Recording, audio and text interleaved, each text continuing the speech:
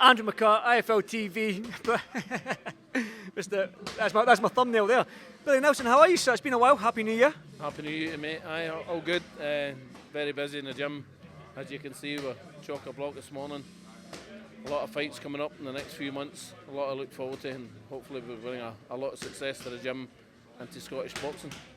Listen, I'm just going to run through. You've got Luke Bibby, signed with Gold Star, out with Saudi on Wednesday. Sean Lazzarini, super talented fighter, fighting the end of January. You've got a guy that's mega fight with Lewis Crocker and Paddy Donovan. Then you've got Martin Bakole, Efe Ajagba somewhere in this year as well. So I tell you what, you're a busy man, but you like that, don't you? You'd rather be busy than not busy. Of course, and there might be a world title fight for one of my fighters as well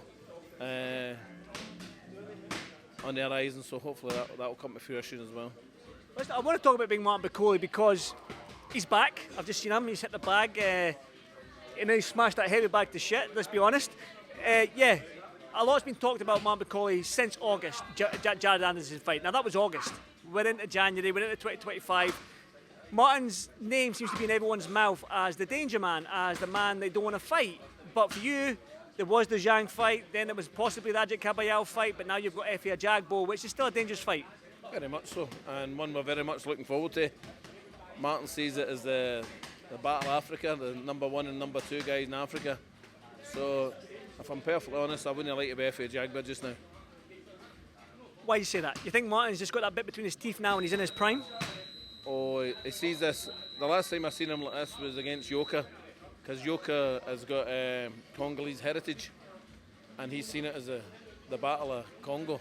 Nobody's going to beat Martin Bakole for that, and nobody's going to beat him in the Battle of Africa either. When are you hoping for this fight to be made? Like, Martin has suffered in his career maybe of lack of activity. Now, that sort of IBF, where he sits right there, and the WBA, I believe he's got a high ranking with the WBA as well. Well, he's number 2 now for some obscure reason. Fabio Wardley, without fighting, went from number 7 to number 1. Now, I can understand him going from 9 till 7 after he beat Fraser Clark. That's all well and good and acceptable. But not having a fight afterwards, and the rankings committee meeting twice in the interim and never moved him forward. But then he went from number 7 to number 1. What's happening there? What is happening? You tell me. Oh, unbelievable, isn't it? It's just, you couldn't write it. Efe Ajagba, you beat Efe Ajagba, March, April, whenever that may be, then you're in prime position again. You're in that position where you're not wanting these world titles to be held ransom again with rematches, and you've mentioned this before to me that there's rematch clauses that hold these belts for ransom, and then you've got to wait another 6 to a year. Are you hoping that when Martin Bakole gets past Efe Ajagba, that you finally get your shot, whether it be Daniel Dubois, Usyk or whoever? We don't care who it is. Martin will beat Daniel 100%. He'll beat Joseph 100%. And I genuinely do believe he stops Usyk. Or he'll beat him anyway. And you get the confidence from that, how? Through Martin Bakole. I mean, I know what he's done in sparring with Joe and what he's done with more so Daniel. Different levels. You know yourself, people are going to see this and be like, Billy, spawn. A fight night is different, so...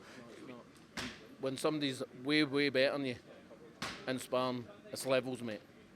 With fullest respect, you're a new coach, and when you're in the game, as long as I've been in the game, and you see A fight, A sparring B, and A's levels above B, there's no way B is going to ever beat A with 10-ounce gloves on. They're getting it with 20-ounce gloves on and a headguard and no completing rounds. So what's it going to be like with 10-ounce gloves? Well, Martin Bakole, like I say, he's back. He's jumping at the bit. He's ready to get in the mix again now. I've got to say, when people are looking at Efe Ajagba and the Martin Bakole fight, you would probably put Martin Bakole, 90% of the boxing world will say Martin Bakole is the heavy favourite going into this fight. But there's one person that thinks Efe Ajagba was going to beat Martin Bakole. You're laughing because you know where I'm going with this. Anthony Joshua. Anthony Joshua came out and said that he believes that Efe Ajagba will beat Martin Bakole. And I'm just going to get your immediate thoughts to that. Well, this is a direct question to Anthony Joshua. In what way do you think he's going to beat him, Anthony? Martin's better in every single department than Efe Ajagba, and you know that. I fully understand how AJ is saying that somebody for Nigeria, because I mean AJ's as British as what I am. He's no Nigerian. He's got Nigerian heritage, obviously, with his father. I'm sure it's his father, and he's over there, so he's hardly going to say that Efe Ajagba's not going to get beat Martin Bakole. But he knows, and I know, more importantly, Martin Bakole knows that Efe Ajagba is not going to beat Martin Bakole. But when you hear a heavyweight like Anthony Joshua say that, does it frustrate you? Does it motivate you? What does it do? Well, come and fight him yourself, Anthony. We've offered the fight before and you've said no. You come and do it. You come and do what you think Efe Ajagba can do. That's a simple question, isn't it? That's a simple solution. Don't say that somebody else is going to beat Martin Bakole. Come and do it yourself. Because that ain't going to happen either. You know that everyone keeps saying this, Billy, and you're probably sick to the back teeth of mentioning this, but people are going to talk about the marketability factor, and Martin Bakole doesn't sell and whatnot, doesn't bring money to the table. Again, when you hear stuff like that, here's my answer to all that nonsense now, right? The money's getting brought to the table by Turkey Al Sheikh for these big fights, so you don't need to be marketable. Why do you need to be marketable? Turkey Al Sheikh's paying both boxers' purses. It's not like a matchroom fighter versus before Turkey Al Sheikh was involved in boxing. A matchroom fighter fighting Queensbury. Yes, I can understand the marketability and commercial value that Martin hasn't got. But when it's Turkey Al Sheikh that's putting up, and the Saudi Arabian people that are putting up the money, you don't need the marketability. What they're looking for, and they've always stated this, and fair play to them, they want the best versus the best. And Martin Bakole is, in my opinion now, the second or third best heavyweight in the world. Let me put this to you then. He's in prime position in the IBF WBA, which wants to go down. I think he can probably maybe have a little pick after Efe Ajagba. However, you know yourself, that world title fight might still not come in 2025. That being said, Zhang Ajagba, the winner of that fight, will you take it when Martin Bakole, because you're going to give me a row here, when Martin Bakole beats Efe Ajagba, is that a fight you'll hopefully get made the tail end of this year? Well, it would need to be for the WBC, because I think it's the WBC they're fighting for. Right. But Martin's in the top 4 at that as well. So they've already said no to him fighting for the IBF. Both of them went away on their toes to fight for the WBC. But if either of them want it in the interim, we would fight them no problem in the interim. I would imagine, why not? Why not? What's Zhang and Kabayel going to bring that others couldn't? We'll fight them no problem. I'm going off the Martin Bakole and straight to Lewis Crocker now. Tell you what, this Paddy Donovan fight on the 1st of March, I love it, Billy. I mean, as a take away my media hat or whatever you want to call me, but as a boxing fan, I'm all in. It's going to be a great fight. Lewis Crocker is in a frame of mind now that I've not seen before. I think Paddy Donovan's in a world of bother. The guy's a machine just now in the gym. A machine. His mindset's phenomenal. We've done some tech sparring last week, and he's very good with southpaws anyway. This is going to be, in my opinion, a career best performance by Lewis Crocker. World title honours this year as well? Well, it's a final eliminator. Either fights Boots Ennis, which would be a phenomenal fight for him in Ireland, or he fights for a vacant title. We want Luke Bibby over there. All right, Luke. Skipping away there, training hard. That man's never out of shape, which is good because he got that Saudi gig on short notice, and I saw the IFL interview signed with Spencer Brown and Gold Star. Great. I love the fact that Spencer's doing his thing and he signed a talent like Luke Bibby. Your thoughts on that? Because listen, there's big things from Gold Star happening over the last couple of years, and last year, sorry. I mean, Luke getting signed, that's massive, isn't it? Well, Spencer's been a friend of mine for over 20 years, and we spoke on the 10 days before the fight, and on a Tuesday we had another conversation and decided that Luke would sign with Gold Star, and the next day he phones us up and says, "You want to fight in Saudi Arabia a week today?" Amazing. He's jumping through hoops, but he's all. I mean, that boy's got a 365 days a year, 6-pack. You know what he's like. He's a phenomenal coach. He reminds me of Ricky Burns in so many ways. And there's going to be another signing of one of my fighters with Gold Star, so that's going to be announced very, very, very shortly. I'm going to press you. Who? You can tell me to beat it, but I'm going to ask who. I can't say just now because it's no done, and it would be unfair on everybody. But I'm delighted for the guy because he deserves it.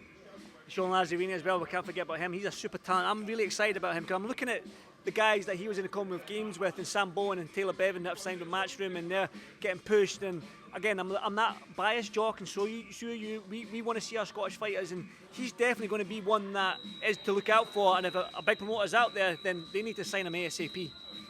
Very much so, and hopefully that will be the case in the next month or two. 100%, that should be the case. Definitely. Billy, I've probably got nothing else to say, but I've got what do you think of my young fighter, Fred? 19-year-old young boy. I've got Fred. Do you want to come in down there? Come here. IFL debut for Fred. This is for everyone that don't know. This is my young fighter, Fred.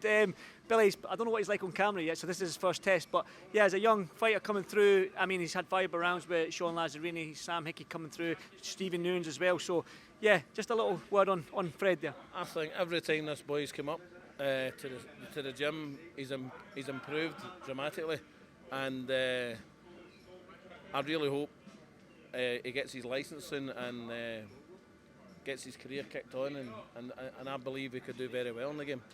Well, listen, I believe that as well, Fred. When you hear somebody as well renowned in the boxing game as Billy say that you're improving, I'm telling you, you improve a couple of times as well, leading up to Sam Hickey spars and whatnot. But when you hear something like Billy, I'm a small fry in this big pond. Billy's no. So when you hear something like Billy say that to you, how does that make you feel? It makes me feel more motivated. That like someone else from another gym is like telling me that I can go somewhere with this sport, and then sees my skills and like puts me up against with boys that are like been there, done that, and then they're really tough. Like I'm that like British Western District champion from amateur coming up from to pro, and like my like from when I started training with you, it was more like it opened my eyes, like having someone there understands my style, and then now we're going sparring like different places, and then getting the experience that we need and the help that we need, and then now we're hearing good things coming back, and then people wanting sparring like again and again. Like we love that, we need that stuff. So it's like I can thank Billy for like inviting us like sparring like Manny, like Lazzarini. That's like all we like need. Even like sparring Sam from obviously, but he's not in the gym and that, but he's like at our gym. But it's brilliant experience that we're getting. Like, but once I head to that pro, I'm going to be something else. I know that fine well. I'm going to be a world champion. Definitely from like a young boy coming up to a big level. It's something else. It opens up different like youngsters' eyes. Like saying that 19-year-old done it. Like there's a 19-year-old heavyweight right now that's like been there. You like Moses Billy, don't you? Oh, he's very good, exceptionally good. I told him, and I told Francis one what I thought. Francis asked me my opinion on him in the mall in Saudi Arabia last week. I think he's an exceptionally good fighter. Exceptionally good fighter. Right, I won't keep you much longer because there's a real superstar waiting to be interviewed. Look at him over there. The big man is back. The big man is back. I'll get Martin Bakole. Billy, you are a superstar in your own right, but you're not bigger than him, so... I was bigger than him before I went on a diet. Fred, what's your wee bit, chap? What I will say about Freddie is the more he spars with more experienced guys and gains that experience, and after he sparred like your Lazzarinis, your Hickeys, and especially Emmanuel Colombo, once he's sparred with these guys, go back down to what's supposed to be his level, and you'll see the vast improvement. Billy, I appreciate you as well for helping out, and yeah, as always, thank you so much, mate, and I'll speak to you soon. Thank you.